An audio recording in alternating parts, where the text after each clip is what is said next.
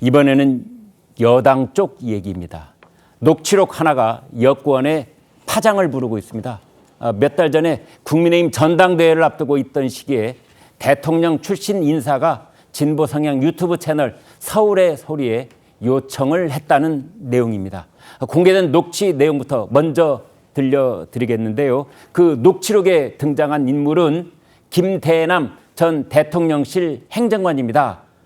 제가 조금 전에 들려드리겠다고 하는데요. 들려드린다는 말은 그 녹취의 내용을 들려드리는 거나 진비 없이 좀 구체적으로 소개를 해드리겠습니다. 최 기자. 네, 이게 그 김대남 대통령실 출신이죠. 시민사회수석실 선임 행정관으로 근무를 했던 분이 이제 지난 7월에 그러니까 용산 대통령실을 나와서 서울의 소리라고 하는 이른바 좌파 매체 기자와 통화한 내용 녹취가 공개가 된 겁니다.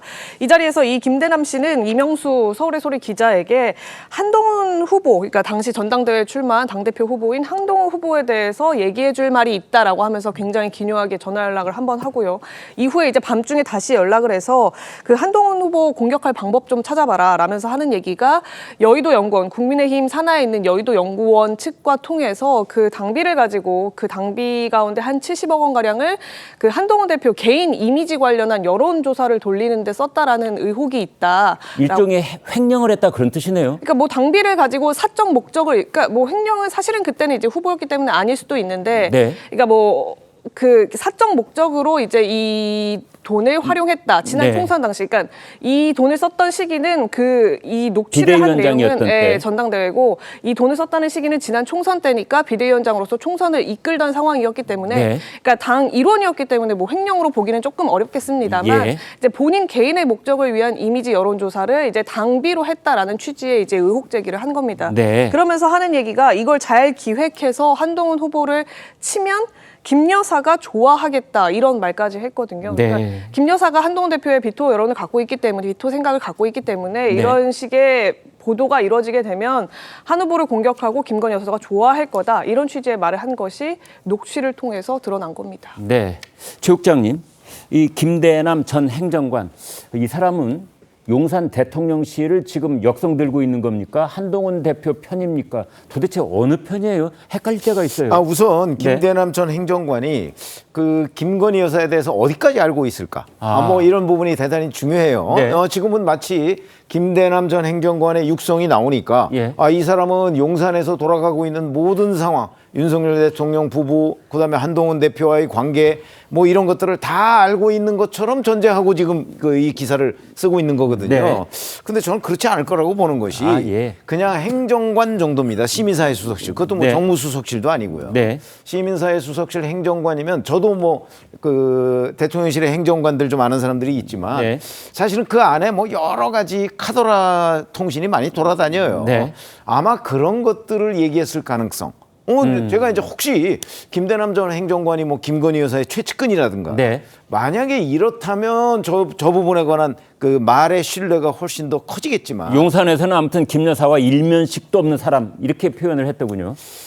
글쎄 뭐 그거야 또 이제 나중에 검증해 봐야 되는 거지만 네. 어쨌든 제가 알기로는 김대남 전 행정관의 경우에 뭐 김 여사와 한동훈 대표 간의 관계를 속속들이 잘 알 수 있는 입장은 아니었는데 네. 그런데 어떻게 유튜브 기자라는 사람하고 앉아서 뭐 이런저런 얘기를 다 하고 마치 다 아는 듯이 네. 할 수 있었을까? 네. 왜냐하면 김대남 전 행정관의 이 육성 녹음 파일이요. 네. 이거 하나만 있는 게 아닙니다. 여러 개 있습니다. 뭐 5시간 분량이라면서요? 마치 세상을 다 아는 것처럼 네. 얘기를 하고 있거든요. 네. 그런 점에서 본다면 지금 이게 뭐 있는 사실을 그대로 전달했다기보다는 그냥 떠도는 얘기를 이 후배라는 이명수 기자하고 뭐 이런저런 통화하면서 한 얘기가 아닌가 네. 이렇게 저는 판단이 됩니다. 김대남 전 행정관과 통화를 한 당사자는 서울의 소리에서 활동하는 이명수라는 사람입니다. 사실 이명수 이름 세 글자 하면은 대통령실 입장에서는 요주의 인물 뭐 이렇게도 표현할 수 있겠는데요. 정 대변인께 네. 왜 용산 대통령실은 이렇게 판판이 뚫리는 겁니까? 저도 사실 그 서울의 소리 이명수 기자와 김대남 전 행정관이 예. 어떻게 저렇게 속 깊은 얘기까지 나눌 수 있었을지에 대해서는 굉장히 의문입니다. 네. 사실 제가 6월에 한동훈 캠프에 있을 때 이명수 기자가 저에게도 예. 이런 류의 메시지를 한번 보낸 적이 있었어요. 예. 어떤 거냐면 대통령실이 뭐 이제 유관 단체들을 대통령실로 초대해서 네. 한동훈 후보가 아닌 다른 후보들을 좀 지지하는 쪽의 이야기들을 하고 있는 것 아니냐 그런 네. 제보가 있으니 이 부분에 대해서 대변인께서 어떻게 생각하시냐라는 문자를 받았는데 네. 근데 이명수라는 이름 세 글자는 정치 고관 여자라면 어떤 사람인지 대부분 알 수 있는 사람 아닙니까? 예. 지난 그 대선 선거 기간 동안에 김건희 여사와 7시간 녹취가 공개돼서 굉장히 어려운 그 고충을 치렀었고요. 우리 그랬죠. 캠프 입장에서는. 네. 또 최재형 목사에게 디올백을 선물하도록 사주해 갖고 네. 그 선물을 직접 제공한 사람이 이명수 기자였는데 네. 어떻게 이 이명수 기자와 이런 이야기들을 계속했었는지 저는 뭐 청와대 대통령실에 근무하는 모든 사람들이 이렇게 경계감이 허술하다고 생각하지는 않습니다만 이런 부분에 있어서 또 한 번 좀 경각심을 가져야겠다는 생각은 해봅니다. 네. 지금 저희가 표로 방금 보여드렸습니다. 4번이나 서울의 소리 그리고 이명수 기자는 이제 김건희 여사 그리고 대통령실을 향해서 이런저런 접촉을 했고 그 결과물이 또 한 번 정치권을 또 흔들곤 했었는데요. 서울의 소리는 이 통화가 있은 이틀 뒤에 이런 제목의 기사를 썼습니다. 그렇지 않아도 당정 갈등 분위기가 계속 연출되고 있는데 이 시점에 이제 기사를 썼는데 바로 의혹 제기가 돼 있다라는 제목의 그 기사 지금 잠깐 좀 보여주시겠습니까? 제가 지금 말씀드린 그 기사 제목이 바로 이제 저겁니다. 지금 위에 나와 있는데 단독이다. 한동훈 당비 횡령 유용 의혹 제기 이제 이런 기사를 썼는데 자 최국장께요. 그렇다면은 지금 이 김대남이라는 사람이 궁극적으로 노리는 건 뭡니까? 자기 공천 달라 이런 거였습니까?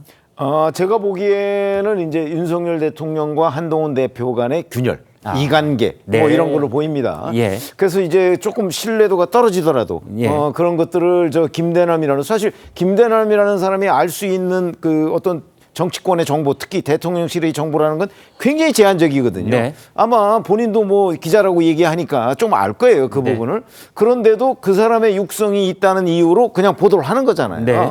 그런 점에서 본다면 저는 이 여권의 균열을 노리는 그 보도지. 그러니까 의도가 있다. 그러니까 기자라면 원래 사실관계에 대한 확인이 선행돼야 되거든요. 네. 그런데 그 부분에 대한 검증은 대단히 부족했던 것 아닌가. 그냥 누구 그 육성을 이렇게 인용을 해서 그걸 녹음해서 약간 선정적으로 보도하는 뭐 아마 이런 성향을 가진 사람 아니겠는가 이렇게 봅니다. 그런데 이 김대남이라는 사람이 이런 일이 이제 일단 마무리가 되고 전당대회 끝난 다음 일주일 만에 말이죠. 네. 바로 이제 그 뭐 많은 사람들이 탐낸다고 하는 금융 관련 회사에 감사 자리를 꿰찼어요. 자, 그렇다면은 그런 자리에 인사 발령을 낼 수 있는 사람은 용산에 누군가가 실력자가 거기에 이 압력을 행사했기 때문이 아니냐고 이제 지금 친한계 의원은 얘기를 하고 있던데요. 그건 이제 또 뭐 친한계는 이제 뭐 증거를 가지고 얘기를 해야 되는 거기 때문에 네. 사실은 총선 이후에 그 빈자리가 윤석열 정부에 대단히 많습니다. 네. 그렇기 때문에 무슨 지금 말씀하신 뭐 어떤 최고위급의 무슨 압력이 있어야 갈 수 있는 자리냐? 저는 꼭 그렇지는 않다고 생각하고요. 예. 저 자리는 뭐 이제 여권 주변에 뭐 대선에 좀 이리저리 공이 있다는 사람들이 낙하산으로 내려가는 자리이기 때문에 네. 그 뭐 꼭 최고위층이 아니더라도 충분히 저 자리는 갈 수가 있다 이렇게 생각합니다. 자, 이 국면에서 시청자 여러분께서는 김대남 이 세 글자 이 사람이 누구지 하는 궁금증이 생기실 겁니다. 지금은 이제 용산 대통령실을 떠나서 서울 보증보험 상근 감사로 근무를 하고 있다고 합니다. 자, 최 기자, 김대남 어떤 사람입니까?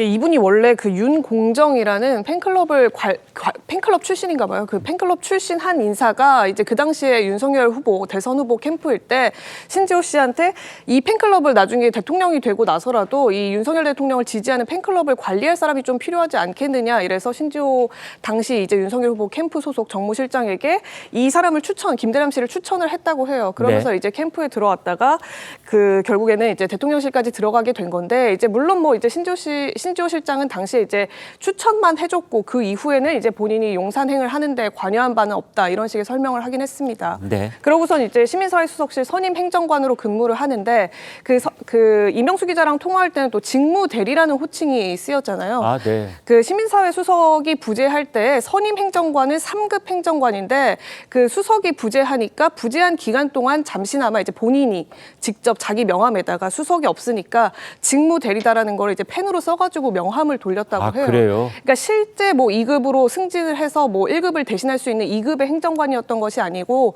3급 행정관인데 이른바 이제 명칭만 선임 행정관으로 불렀는데 이제 그 당시에 수석이 부재하다 보니까 직무 대리까지 이제 본인이 이제 호칭을 하게 되는 그런 케이스였다고 합니다. 지금 이 한동훈 후보를 치면 김 여사가 좋아하겠다. 이 통화가 이루어진 시점이 7월이잖아요. 네. 7월 그 국민의힘 전당대회 시점인데 그 당시에 이 김대남 씨는 그 나경원 후보 캠프에 있었습니다. 예. 대회 일정을 관리하는 역할을 맡았기 때문에 당시에는 이제 한동훈 후보와 나경원 후보가 당대표 후보로서 경쟁을 벌이던 시점이어서 김대남 씨는 일종의 이런 제보가 사실은 이제 나경원 후보를 위한 그 공세의 일환으로서 이제 이명수 기자에게 이런 내용을 흘리고 한 후보를 좀 쳐달라 이런 식의 주장을 한 것 같아요. 근데 뭐 이에 대해서 나경원 후보 측에서 나경원 후보도 오늘 아침에 입장을 내서 본인이 이 일련의 과정에 개입한 바 일절 없다, 몰랐던 일이다 이런 취지로 해명을 하기도 했고요.